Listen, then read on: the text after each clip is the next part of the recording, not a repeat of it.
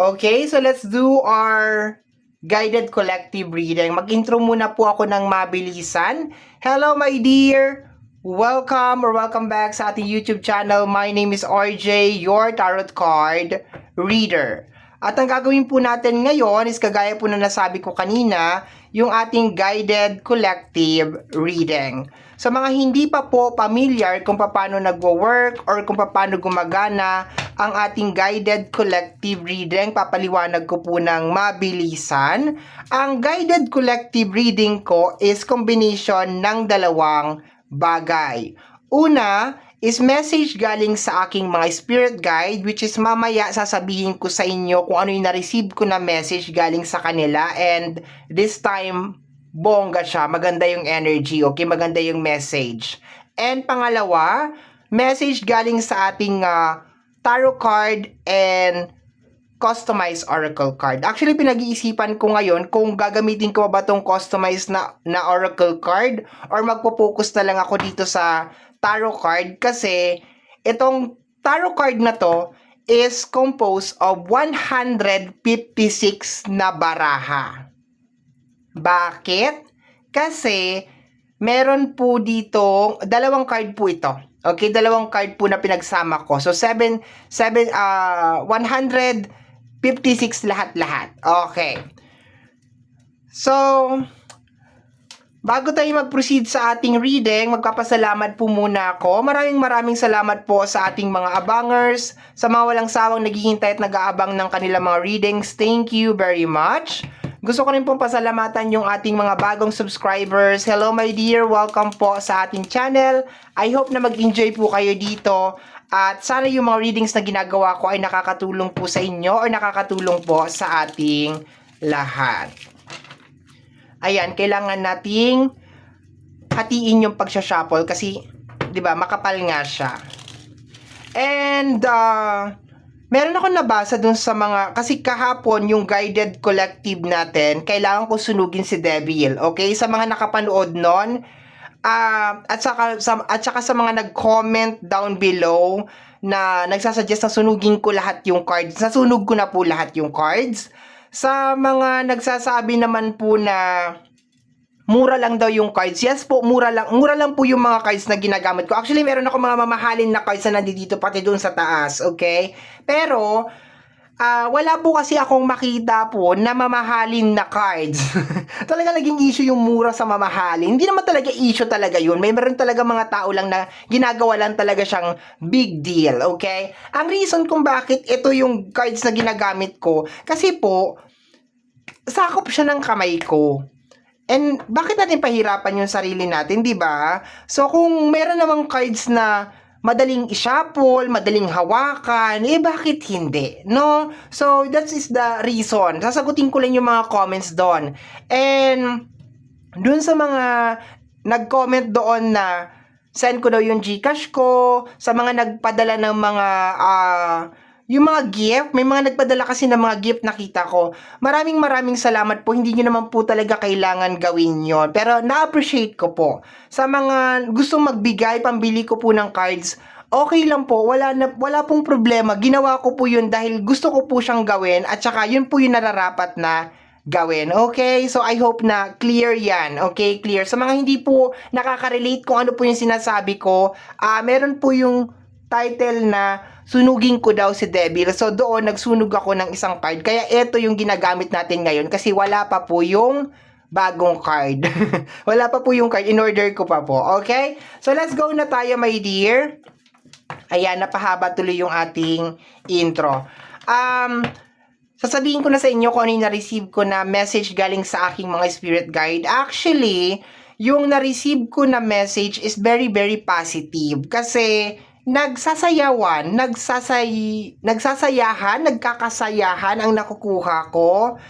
Meron mga tao na they are so happy and parang meron silang sineselebrate and masaya lang. As in, masaya. They are probably baka nag-iinuman. And naririnig ko yung sinasabi na hangover lang yan. So, hangover lang yan and sinasabi na Ano ba isa na sinasabi niya? Hangover lang yan, lilipas din yan, mawawala din yan. And they are so happy and they are celebrating. Okay, probably baka mga ancestor mo to, maybe. Pero meron pa ako nare-receive na ibang mga energy kasi. So, yung energy is para naghahalo siya between sa mga patay at saka mga buhay. Pero possible na energy ng mga ancestor mo and meron mga ilang mga tao, okay, meron mga ilang people na they are so happy and they're celebrating. And nare-receive ko ngayon habang nakaupo ako dito na sinasabi na you are the reason kung bakit sila masaya. You are the reason kung bakit sila super happy and bakit sila nagse-celebrate. And yung word na hangover is sinasabi na kung ano daw yung pinagdadaanan mo ngayon or kung ano yung nararamdaman mo ngayon, it is just a parang spiritual hangover. Ang tawag dyan ay spiritual hangover after all the battles and challenges na pinagdaanan mo, my dear. Okay, so as of this moment, ang nararamdaman mo daw is spiritual hangover. And they are so happy.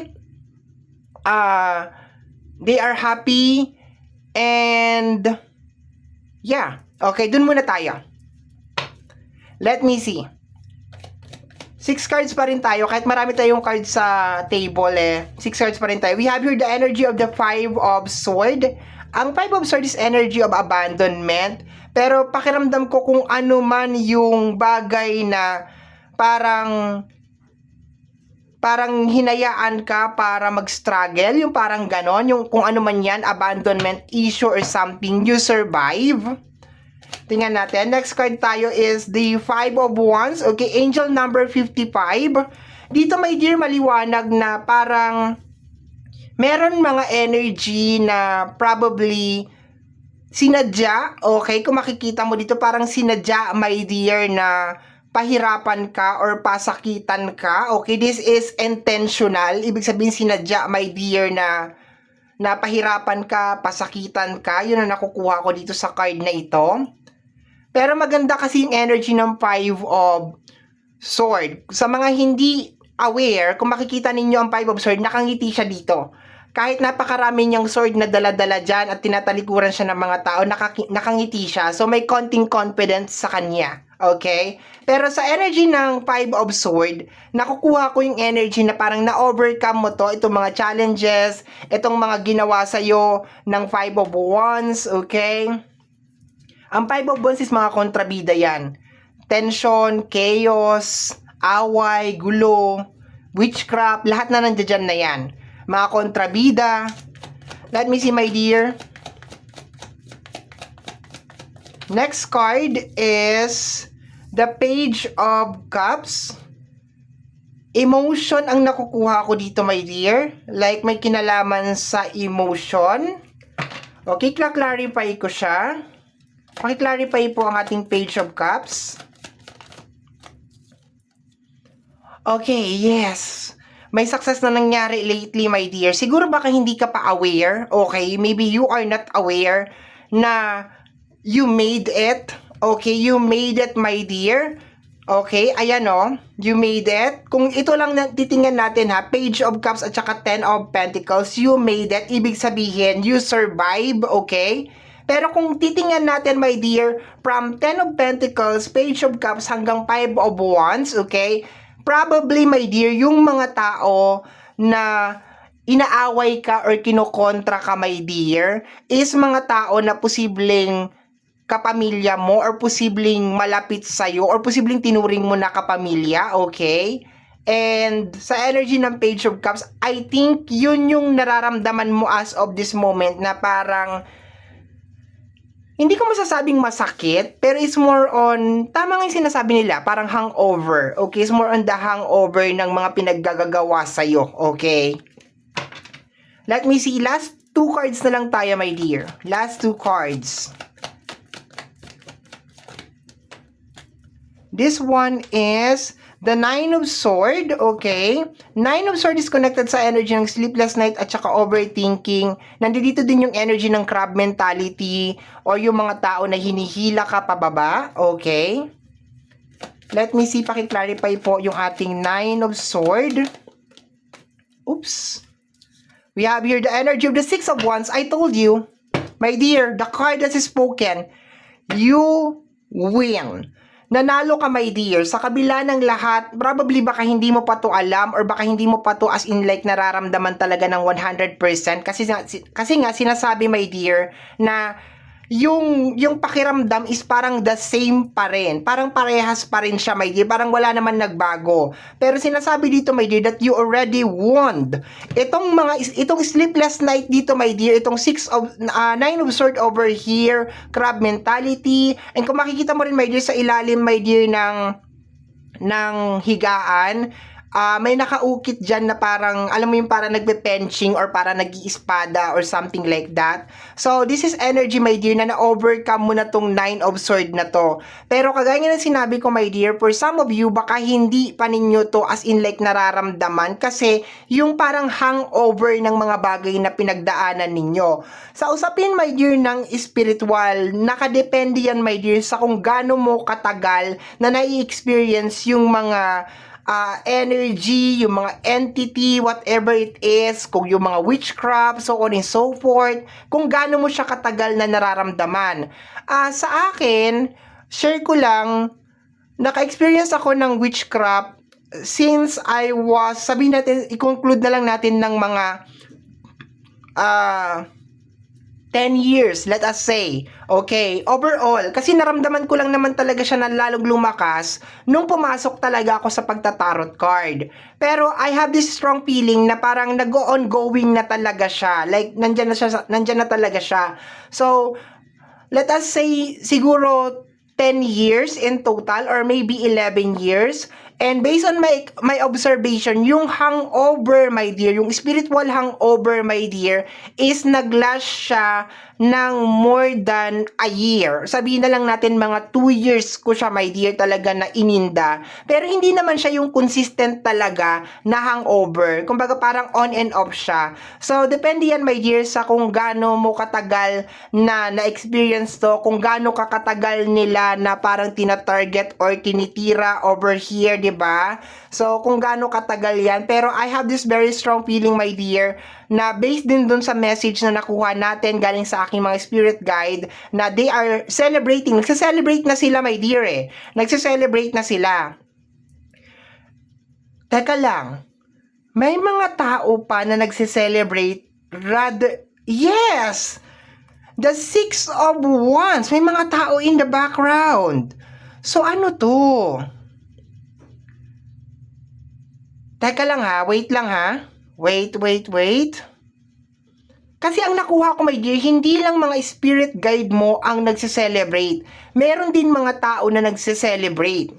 So, eto na, umuulan na, my dear. Umuulan na. Baka makipaglaban tayo sa ulan, okay? I hope hindi lumakas ang ulan kasi pag lumakas ang ulan, makaka-apekto talaga sa video quality natin, okay? So, ang nakukuha ko dito, my dear, meron mga nagse-celebrate sa likod ng Six of Wands. Ang nakukuha ko na message na nare-receive ko ngayon is parang may pustahan daw na nangyari, my dear. May mga tao na pumusta sila sa'yo. Like, pinusta nila lahat ng meron sila sa'yo because they believe on you. So, in short, meron ka mga silent believer on you. And to the point that you win, kahit nga sabihin mo na hindi mo pa ito nare-recognize, etong mga tao na ito is pumaldo na sila, my dear, sa'yo. Sa pagpusta nila, my dear, sa pangalan mo, sa kakayanan mo, sa ability mo, pumaldo sila, my dear. Ibig sabihin, kung magkano man yung pinusta nila, dumoble yun. So, in short, my dear, kung nagtataka ka, bakit parang hindi mawala-wala tong nangyayari sa'yo, is I think ang isa sa dahilan kung bakit hindi to nawawala is because may nangyayaring pustahan in the background. Between sa mga tao na gusto kang pabagsakin at saka sa mga tao na naniniwala sa'yo. May pustahan na nagaganap, my dear, na hindi mo alam, 'di ba? So kung alam lang natin, di sana pumusta na ako sa sarili ko. Char, bilib na bilib sa sarili. Okay, so yun. Pero super based naman dito sa reading natin, 'di ba? Kitang-kita naman. Okay. Ala, umuulan siya. Okay, let me see my dear. Kuha tayo ng mga cards. Wait lang. Hindi ko makuha lahat. Nahihirapan ako. Ayan na, umuulan my dear, umuulan. Tapusin natin tong ating reading. Wait lang. Okay, so pinost ko yung video. Baka hindi, kung hindi ninyo namalayan, so very good. Kung namalayan ninyo is, 'di ba? At least sinabi ko na pinost ko yung video. Kasi ang daming distraction talaga sa reading na ito. May hinihintay akong tao. Nakasarado yung kwarto, hindi ko alam kung nasa labas siya, tapos umuulan. So, chinek ko lang yung gate ko, nandoon na siya. Okay, so ito muna tayo, dito muna tayo, my dear, ha? So, ika-clarify ko na to. Clarify na natin gamit yung aking customized oracle card. Ayan, no, it is a clear, super clear yung ating, tingnan natin.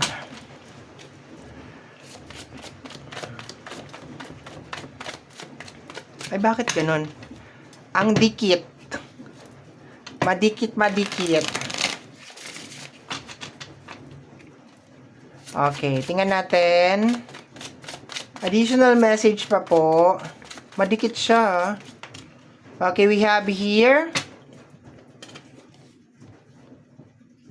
Every step you make, no matter how small it is,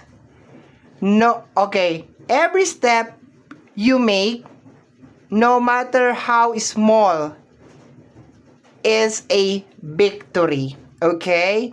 So, this card, my dear, is also a clarification din na parang kahit mabagal, kahit mabagal yung buong proseso, parang sinasabi ng card na to, my dear, na you already made it. Parang you survive. Pero sabi ko nga, for some of you, baka hindi talaga ninyo to maramdaman. Hindi ninyo nararamdaman pa ngayon. Pero gusto ko lang ipaalam sa inyo na meron ng mga tao na nagdidiwang. Meron ng collective, meron ng mga tao na nagdidiwang. And sure na success na daw to, my dear, for you. Marami na yung pumaldo. Okay, nang dahil sa pagpusta sa'yo. May pustahan pala na nangyayari. Okay. Hindi ko naisip yun Oo nga, no. Naisip ko rin, bakit kaya hindi tumitigil itong mga tao na to? Wala naman silang nahihita. And it makes sense, di ba? It makes sense kung may pustahan pala na nangyayari in the background. Hindi nga talaga sila titigil. Pero, di ba? Congratulations, collective, to the point na napapanood mo ito, ibig sabihin, you made it. You survive. Okay, let me see, my dear. Next card pa tayo. Next card.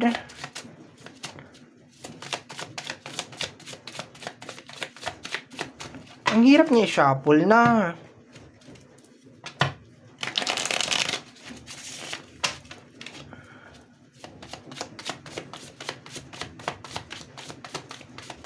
Tingnan natin. Okay. Ayun, dalawa. So, ano to? We have here, they don't want you to be successful. Okay? So, nalagay pa talaga siya dito, na tapat pa talaga siya sa 5 of Wands. Okay? So, meron talagang mga tao, my dear, na ayaw ka talaga maging successful. And, I can see, my dear, na dahil hindi ka talaga sumuko dito, every step you take, no matter how small, it is a victory. Okay? So, dahil sa energy ng 5 of Swords, ayan, hindi ka sumuko, lumaban ka lang ng lumaban, kahit na siguro hindi mo naintindihan kung ano nangyayari. And we have here, they don't want you to be successful. Ayan, mayroon mga tao, my dear, 5 of Wands, ayaw ka talaga nila maging successful. And we have here, you are on the path of great prosperity. My dear, eto na yon. You are on the path of great prosperity. Eto na yon. Ibig sabihin, mag-uumpisa na, my dear. Mag-uumpisa na ang blessing. Ang mga bagay na magagandang bagay ay nag-uumpisa ng dumating. Okay? Nag-uumpisa ng pumasok sa'yo. Okay? Claim mo to. Comment ka sa comment section, claim it. Okay, kasi nagse-celebrate ng iyong mga ancestor. Meron na rin mga tao na pumaldo na. 'Di ba? Pumaldo na sila sa iyo. Let me see, my dear. Okay, we have here a rule in witchcraft. Take full responsibility for your action.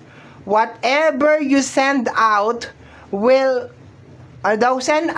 you must be accountable for it. Okay? Para dun, my dear, sa mga nag-send sa'yo ng witchcraft, okay? I can feel, my dear, ito yung mga ancestor mo to. This is your ancestor, my dear. This is a family card, my dear. Ayan yung gathering na nangyayari. Ito ay message galing sa iyong mga ancestors, okay? And message to para doon sa mga nangkulam sa'yo or gumawa ng hindi maganda. Sa mga mangkukulam dyan, ito ang sabi ng mga ancestors para sa inyo. Take full responsibility for your action. 'Di ba? Pinarusahan nyo ang mga collective. Pinarusahan nyo ang collective o nanalo ang collective. Dahil nanalo na ang mga collective, anong susunod, mga bruha? Ano ang susunod, mga bruha? Makinig ng mabuti. Rule in witchcraft. Take full responsibility. Huwag kang umayaw-ayaw ngayon dahil pinasok mo yan, impacta ka, ha? Take full responsibility of your action. Whatever you send out, you must be accountable for it. So, I think meron mapaparusahan. Meron mapaparusahan very, very soon. Sa kabila, parang ano siya, kabaliktaran. Habang ikaw ay papunta sa success, yung mga haters mo, yung mga bashers mo, is iba naman yung napupunta sa kanila. Okay, ayan na, umulan na po. Sabagay, madali na tayo matapos. Mabilis na tayo matapos over here. Ayun na. Sabi dito, you are unpredictable. 'Di ba? Kinaya mo kasi, my dear, you are unpredictable. And your life is folding in a brilliant wave of prosperity. Puro prosperity ang nandito, my dear. So may malalaking mga blessing ang parating talaga sa iyo, my dear.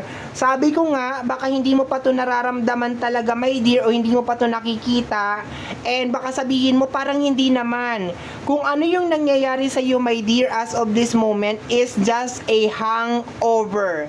Hangover lang yan, my dear, okay? Pero yung iyong mga spirit guide is ancestors is already celebrating. They are so proud of you. Meron mga tao, my dear, na pumaldo na sa'yo, like paldong-paldo na talaga sila sa'yo, and they made a good decision, my dear, na tumaya sa'yo, my dear. Talagang pinaglaban ka talaga nila. And yeah, pumaldo sila sa'yo. Very good, di ba? Very good. Meron ka pala mga supporter, akalain mo yon. Meron pala mga silent supporter na naniniwala talaga sa'yo. Okay, nagsi-celebrate na sila ngayon. And yung mga tao na nag-send ng witchcraft, meron na dito, a rule of witchcraft, they need to take full responsibility sa kanilang action kasi very, very soon, my dear, they will be punish very, very soon. Okay? Kabaliktaran. Habang tinatahak mo, my dear, or nire-receive mo itong prosperity na ito, meron mga tao na nagpahirap sa'yo na kabaliktaran naman ang nangyayari sa kanila. Ito yung true definition ng your success is there karma. Eto yon, meron akong card dyan na nakalagay, your success is their karma. Eto yon, ito yon. Pero congratulations sa iyong mga ancestors, sa iyong mga spirit guide. Ayan, congratulations sa mga tumaya nang hindi namin alam at pumaldo na kayo. Congratulations, hindi namin alam yung mga pinaggagawa nyo. And congratulations sa iyo, collective. If just in case di mo pa nararamdaman, there's a certain period, my dear, para sa hangover. Pero I do promise you, habang tumatagal, pagaan yan ng pagaan, my dear. And to the point na napapanood mo itong reading na to, ibig sabihin, you survive and you win. Ayan. So, thank you so much, my dear. Yan po ang nasagap natin na message, energy para sa araw na ito. I hope, my dear, na nagustuhan mo yung ating reading. Ang kagaya po ng lagi kong sinasabi, ang tanging hiling at dasal ko lamang po sa ating buong may kapal na ang mga readings na ginagawa ko ay nakakatulong po sana sa ating lahat. Maraming salamat po. Thank you, my dear. Bye-bye. Congratulations. Kailangan natin pa fireworks. Congratulations. Love you. Bye-bye. Take care.